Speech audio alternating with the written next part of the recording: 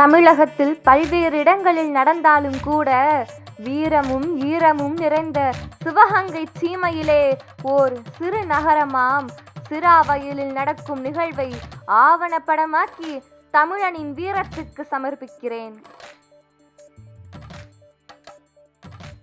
வணக்கம், என் பேர் காஸ்ட்ரோ, சிராவயல் புதூர். பொதுவாக நம்ம ஊர் தோற்றம் அப்படின்னு பார்க்கும்போது ஒரு 7-8 தலைமுறைக்கு முன்னாடியே தோன்றியதாக சொல்லப்படுது. அதை எப்படி தெரிஞ்சுக்கிறதுன்னு முயற்சி செய்யும்போது எங்கள் ஊரில் ஒரு கோவில் இருக்குது, விநாயகி அம்மன் கோவில் சொல்லி. அந்த கோவிலுக்குள்ள ஒரு ரொம்ப கம்பீரமான உருவத்தோட ஒரு சிலை இருக்குது. அந்த சிலை, அந்த ஐயா யார் அப்படின்னு கேட்கும்போது அவங்க தான் கர்த்தானம்பலம் அப்படின்னு சொல்கிறாங்க. அவங்க தான் இந்த ஊரை தோற்றுவிச்சதாகவும், இந்த ஊரோட ஒரு 4 இடத்துல கல் இருக்குது, சின்ன சின்ன கல் ஊனி இருக்குது. அந்த கல் தான் இந்த ஊரை தோற்றுவிக்கிறதுக்கு தச்சஞ்சது அப்படின்னு சொல்லி சொல்கிறாங்க. 2 கல்லெல்லாம் இருக்குது ஒரே இடத்துல. அவங்களுடைய வகையில் வர்றவங்க தான் இப்போ இந்த மஞ்சு ரோட்டெல்லாம் நடத்த மாமா மரியாதைக்குரிய வேலுச்சாமி அம்பலம் அவங்க நடத்திட்டு வர்றாங்க. 7-8வது தலைமுறையாக இருக்கும் அப்படின்னு சொல்கிறாங்க.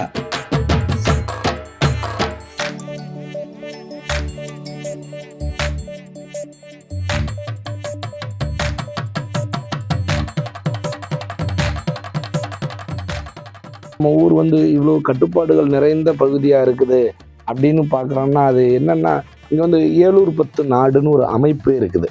இது இந்த ஊரை நிர்வகிக்கிறதுக்காகவும், இந்த ஊர்லேருந்து சிலர் வெளியில் போய் இருப்பாங்கல்ல, அதாவது திருமணம் பண்ணி கொடுக்குறதாகவும் இருக்கட்டும், இல்லை அங்கேருந்து திருமணம் பண்ணிட்டு வர்றதாகவும் இருக்கட்டும், இது மாதிரியான ஒரு அமைப்பாகவே இருந்திருக்கிறாங்க. ஏலூர் 10 நாடுன்னு சொல்லுவாங்க. இதில் கிட்டத்தட்ட ஒரு 13 ஊர், சின்ன சின்ன ஊர், பக்கத்து ஊர்களாக இதில் சேர்ந்து ஒரு அமைப்பாக இருந்தால் அந்த ஏலூர் 10 நாடு தான் அந்த பக்கத்து நம்ம கோவில். அந்த ஏலூர் 10 அந்த எல்லா ஊர்களுக்கும் சேர்ந்தது தான் அந்த கோவில். சேர்ந்து சாமி கும்பிட்டு இப்படி ஒரு மாதிரியாக அந்த ஊரையும் நாடையும் கட்டமைச்சு வந்துட்டு இருந்தாங்க. தனி ஊர், இந்த பல ஊர்கள் சேர்ந்ததான் நாடு அப்படின்னு சொல்கிறாங்க. அதுக்கு பேர் ஏலூர் 10 நாடு அப்படின்னு சொல்லி இதை மெயின்டைன் பண்ணுறாங்க. இப்போ அந்த விவசாயத்தை பாதிக்கிற மாதிரியான எந்த செயல்களையும் செய்யக்கூடாதுங்கிறதுல ரொம்ப உறுதியாக இருந்திருக்கிறாங்க. விவசாயமே கெட்டுப்போகிற ஒரு நிலை நம்ம இடத்துல இருக்குது. இருந்தும் அந்த கெட்டுப்போகிற விவசாயத்தையும் கெட்டுப்போ விடக்கூடாதுங்கிறதுக்காக வெள்ளாடு வளர்க்கக்கூடாது அப்படிங்கிற ஒரு செயலை இன்னைக்கு வரைக்கும் பராமரிச்சுட்டு வரா.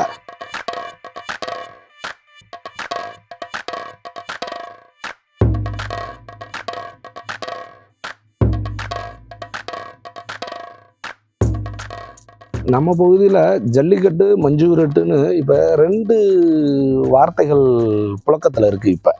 ஆனால் வரலாறு என்னன்னு பார்த்தீங்கன்னா, மஞ்சு விரட்டு தான் வரலாறு.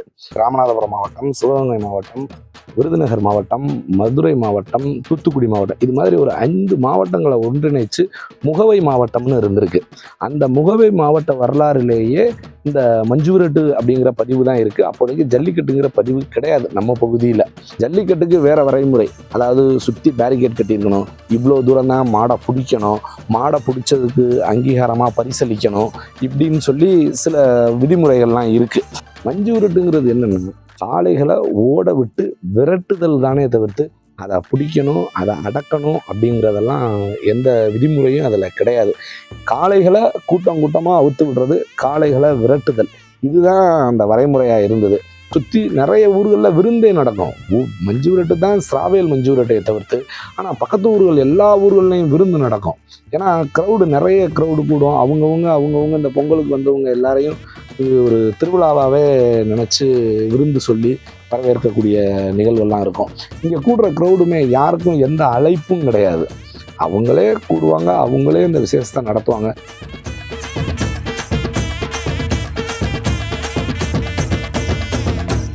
வணக்கம். ஸ்ராவேல் புதூர் ஏலூர் பத்து நாடு ஸ்ராவேல் புதூர் நாங்கள் கிராமம். என் பேர் யுவன்ராஜ். மஞ்சு விரட்டுங்க நாங்கள் தயார் பண்ணுறோம் அப்படின்னா அதுக்கு நிறைய ப்ராசஸ்கள் இருக்குது. அது மாடை எப்படி ஒரு கை குழந்தைய எப்படி பார்த்துக்குவாங்களோ அதே மாதிரி நம்ம மாடை பராமரித்து இது பண்ணி தான் மஞ்சத்தில் கொண்டு போய் இது பண்ணுறோம். இது பாரம்பரியமாக நடந்துக்கிட்டு தான் இருக்குது. சிவகங்கையை பொறுத்த வரைக்கும் நம்ம ஸ்ராவேல் வேர்ல்டு ஃபேமஸ் மஞ்சு விரட்டு. அதனால் எல்லார் வீட்லேயுமே குறைஞ்சது ஒரு 10 மாடாவது இருக்கும் மஞ்சு விரட்டு மாடு. அடுத்த தலைமுறைக்கு நாங்கள் இதை கொண்டு போய் எங்களுக்கு குழந்தை பிறந்தாலும் அவங்களுக்கு இதை சேர்த்துருவோம். எப்படியும்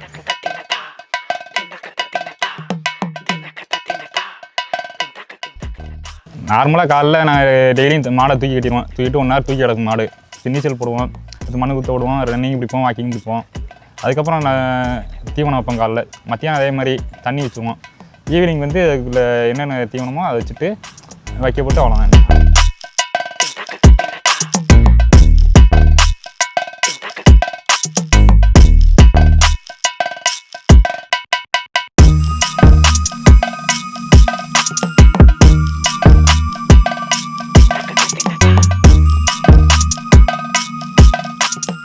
மாட்டுக்கு எப்படியும் 15 ஒரு மாதத்துக்கு தீவனம் மட்டும் 15 ரூபாய்க்கு வந்துடும். 4 மாடு மட்டும். மேக்ஸிமம் டாக்டர் ஒரு மாட்டுக்கு பார்க்க வந்துட்டாவே 2 ரூபாய்க்கு மேலே செலவு வந்துடும். நாளைக்கு இந்த ஒரு மாடு ஜல்லிக்கட்டுக்கு நம்ம பட்ஜெட்டுக்கு ஏற்றுறோம்னா நாங்கள் வண்டிலாம் சொல்லிடுவோம். இப்போ வண்டி வாடகை இப்போ ஒரு பட்ஜெட்டுக்கு இப்போ 6000 ரூபா இது வருதுன்னா ஒரு வருஷத்துக்கு நாங்கள் குறைஞ்சது ஒரு 40 மஞ்சள் மாடு கொண்டு வருவோம். நமக்கு அங்கே போயிட்டு வருமானம்லாம் எதுவுமே இல்லை. நம்ம அதுக்காக அதை நினச்சி போகிறதில்ல. நமக்கு ஒரு பாரம்பரியம், இதை விட்டுறக்கூடாது. அதனால தான் நாங்கள் அப்படி போகிறது.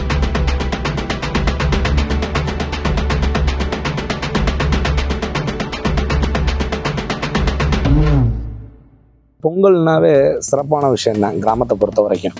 அதுலேயும் எங்கள் ஊரில் மாட்டு பொங்கல் இன்னும் கூடுதல் சிறப்பு உண்டு. இப்போ ஒவ்வொரு பங்காளிகள்லையும் கோயில் வீட்டில் சாமி அழைக்கிறாங்க. சாமி அழைச்சி அந்த சாமி அவங்கவுங்க பங்காளி வீட்டில் இருக்கக்கூடிய எல்லா தொழுவத்துக்கும் போய் மாடை போய் பார்த்துட்டு ஓகே அப்படின்னா அவங்க ஒரு அருள் வாக்கு சொன்ன மாதிரி அவங்க இது பண்ணிட்டு வர்றாங்க. அதுக்கப்புறம் நாட்டார் வர்றாங்க.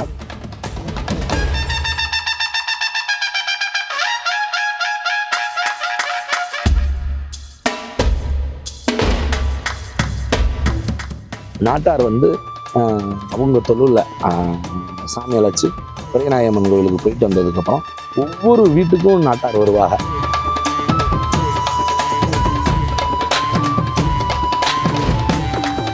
மரியாதைங்கிறது என்னென்னா இங்கே வெத்தலை கொடுக்குறது மிக ஆகச்சிறந்த மரியாதையாக கருதப்படுது. நம்ம ஊரை பொறுத்தவரை எந்த ஒரு சுப நிகழ்ச்சிகள் எதுவாக இருந்தாலும் 2 வெத்தலை ஒரு பாக்கு கொடுத்துட்டா எனக்கான மரியாதை கிடைச்சிருச்சு அப்படிங்கிற ஒரு செயல் இங்கே ரொம்ப மேலோங்கி இருக்குது.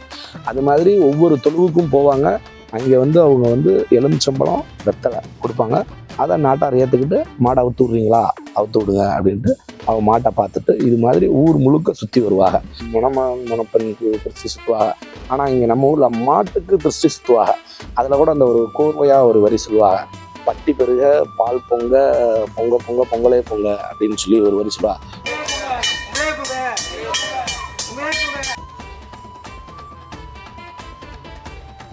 பட்டி பெருகன்னா பட்டிங்கிறது மாடு அடைக்கிற தொழுவத்தை பட்டின்னு சொல்கிறாங்க. அந்த பட்டி அடுத்த வருஷம் இன்னும் பெருகணும், நிறைய மாடுகள் இதில் இருக்கணும் அப்படின்னு சொல்லி இந்த வார்த்தைகளை சொல்லி இது பண்ணுறாங்க. தண்ணியை மாட்டுக்கு தெளித்து அதை திருஷ்டியாக சுற்றுறாங்க. சுற்றி அந்த கல்லெல்லாம் வச்சு அதுக்கு இந்த சோறு மாதிரி பள்ளையம் கட்டுற மாதிரி அதெல்லாம் வைப்பாங்க. அந்த மாங்குலையில் வச்சு அந்த மாதிரியான செயலெல்லாம் செஞ்சு மாட்டு பொங்கல் ரொம்ப சிறப்பாக இருக்கும்.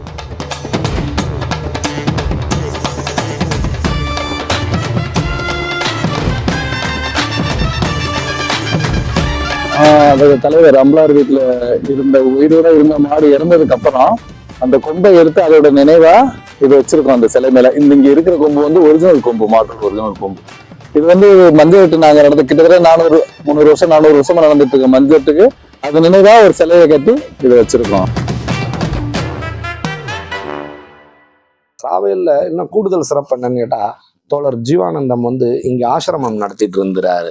தாழ்த்தப்பட்ட மக்களுக்காக ஆசிரமம், அவங்களுக்கு மறுக்கப்பட்ட உரிமைகளை எல்லாம் நானே அவங்களுக்கு கொடுக்குறேன் அப்படிங்கிற மாதிரியான ஆசிரமம் நடத்திட்டு இருந்தாரு ஜீவா. அதனால் காந்தியடிகள் வந்து ஜீவாவை பார்க்கறதுக்காகவே தமிழ்நாட்டுக்கு வர்றாரு. அங்கேருந்து ஸ்ராவேலுக்கு வர்றாரு. ஸ்ராவேலுக்கு வந்து ஜீவாவை அவரோட ஆசிரமத்திலே போய் பார்த்து பேசுறாரு. ஜீவா நடத்தின ஆசிரமத்துக்கு பேரே காந்தி ஆசிரமம் தான். ஜீவா நடத்தின ஆசிரமத்துக்கு பேரே. பின்னாடி கூட ஜீவாவுக்கு பெரிய மணிமண்டபம் தமிழக அரசு கட்டிட்டு இருக்காங்க. கூடிய சீக்கிரத்தில் அது திறந்து வச்சு பயன்பாட்டுக்கு வரப்போகுது. இந்த சிவகங்கை மாவட்டத்துக்கே இது அரசாணையில் உள்ள முதல் மஞ்சுவிரட்டு. இது கிட்டத்தட்ட 300 வருடங்களுக்கு மேலே நடக்குது இந்த மஞ்சுவிரட்டு. பொதுவாகவே பழமையினாவே ஒரு பவர் இருக்கும்ல, அது மாதிரி ஒரு 300 ஆண்டுகளாக நடக்குது. மற்ற ஊருக்கெல்லாம் நம்ம சிவகங்கை மாவட்டத்தில் இப்போ எங்களுக்கெல்லாம் வந்து கலெக்டர் சிவகங்கைனா அங்கே போயிட்டு பர்மிஷன் மற்ற ஊர்லாம் வாங்கிடலாம். எங்களுக்கும் அலங்காநல்லூருக்கு வந்து டெல்லியிலேருந்து பர்மிஷன் வரும்.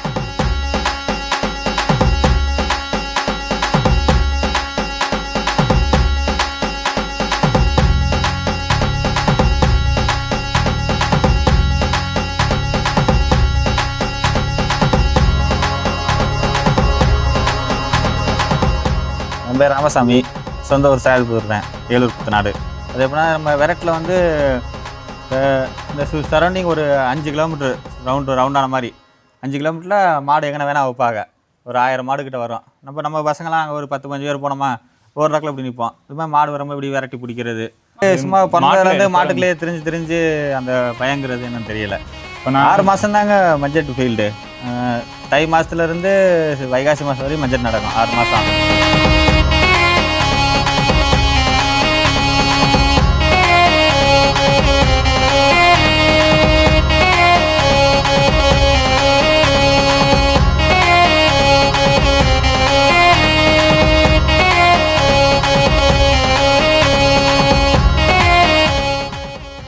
இந்த ஸ்ராவேல் மஞ்சு விரட்டுக்கு இன்னைக்கு வந்து அரசாங்கத்தோட விதிமுறைகள் அது இதுன்னு சொல்லி நிறைய நெருக்கடிகள் இருக்குது இன்னைக்கு.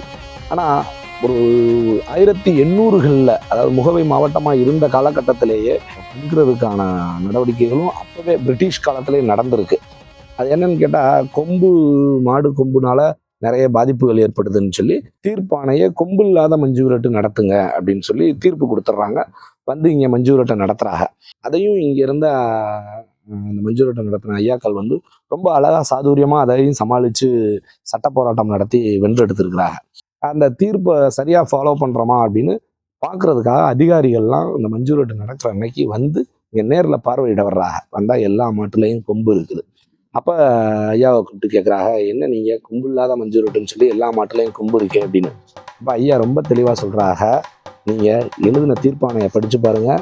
அதில் மாட்டு கொம்புன்னு எந்த இடத்துலையும் நீங்கள் குறிப்பிடலை. நீங்கள் குறிப்பிட்டிருந்தது கொம்பு இல்லாத மஞ்சு விரட்டுன்னு. எங்களை பொறுத்த வரைக்கும் கொம்புங்கிறது வந்து ஒரு இசைக்கருவி. அது இந்த வளைஞ்ச மாதிரி இருக்கக்கூடிய அந்த இசைக்கருவி.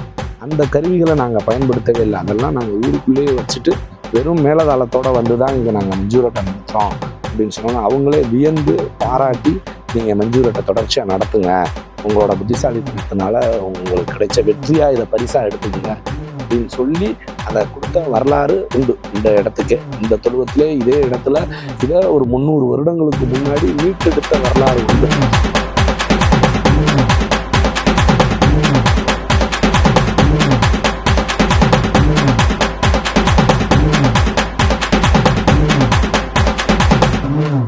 புதுக்கோட்டை பக்கம் ஒரு மஞ்சளுக்கு போயிருந்தோம்.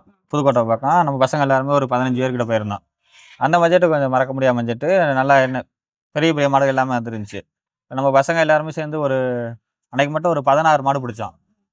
16 மாடு பிடிச்சதில் நம்ம பசங்க 2 பேருக்கு மாடு பாஞ்சிச்சு, கையில், இன்னொரு ஆளுக்கு தொடையில் பாஞ்சிச்சு. மாற்றி நேருக்கு நேராக கொண்டு போனதுனால மாட்டோட மாடாக வந்தாக்கில் மாடு பாஞ்சது இந்த இடம்.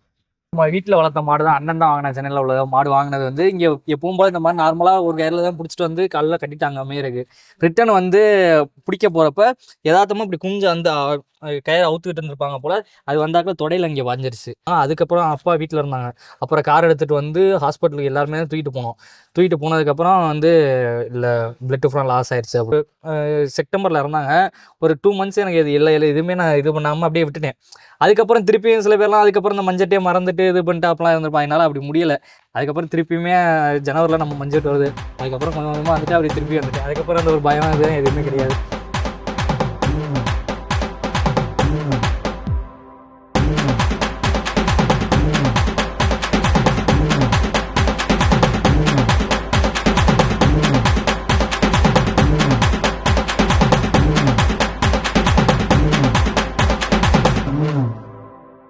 நம்ம காலைல இந்த தூங்கி எழுந்திரிச்சோன்னே ஒரு 8 மணி வரையும் மாடு இந்த நடைப்பயிற்சி கொண்டு போயிட்டு குளிப்பாட்டிவிட்டு கொண்டாந்து கட்டிட்டு அப்புறம் நம்ம வேலைக்கு போயிடுவோம். இப்போ சாயந்தரம் வந்துட்டு திருப்பி அதுக்கு மற்றபடி அதுக்குள்ளே மற்ற நேரத்தில் வந்து தண்ணி தீவனம் உகுர வைக்கிறது எல்லாமே அம்மா அப்பா பார்த்துக்குருவாங்க. புல் அறுத்தாந்து போடுறது மற்ற எல்லாருமே. இந்த எல்லார் வீட்லேயும் ஒரு பையன்தான் வீட்டில் இப்போ ஒவ்வொரு வீட்டில் ஒரு பையன்தான் இருப்பாங்க. மஞ்சளுக்கு போகக்கூடாது அப்படிங்காக அப்புறம் மஞ்சளுக்கு நாளைக்கு இல்லை நான் மாடு கொண்டு வரேன் அப்படின்னு சொல்லிட்டா அப்புறம் எதுவும் சொல்ல மாட்டாங்க. மஞ்சளுக்கு போயிட்டு அந்த வந்தாங்க உலக்க போடுவாங்க, போட்டு அது மேல மாடை பச்சரிசி ஆலாத்தி எடுத்துட்டு ஆலாத்தி எடுத்து பச்சரிசி வச்சுட்டு வெள்ளை கட்டி இதெல்லாம் வச்சு இதுல வைப்பாங்க. போயிட்டு வந்தாலே வைப்பாங்க. மஞ்சு விட்டு போட்டால் டவர் சுத்தர பிளாக் ஆயிரும். நாங்களும் அடுத்து காட்டுக்குள்ள மாடு தேடி தரனால எப்படி நைட் ஆயிரும். அது வரைக்கும் அவங்க பயந்துட்டே இருப்பாங்க, என்னாச்சோ ஏதாச்சோ அப்படின்னு அவங்க பயந்துட்டே வீட்டுக்கு இருப்பாங்க. வந்தா அதுக்கப்புறமா ரெடியா இருக்கும். மஞ்சள் முடிஞ்சிட்டு சில பேர் ஃபோன் அடிச்சா இங்கே டவர் வந்துருச்சுன்னா நான் சேஃப் தான் அப்படின்னு எல்லா மஞ்சட்டுமே சும்மா சின்னமாக வளரிடுவாங்க. இதில் அது எவ்வளோதான் வீட்டில் தடை பண்ணாலும் அதை மீறி தான் வருவோம். அவ்வளோ ஆர்வம்.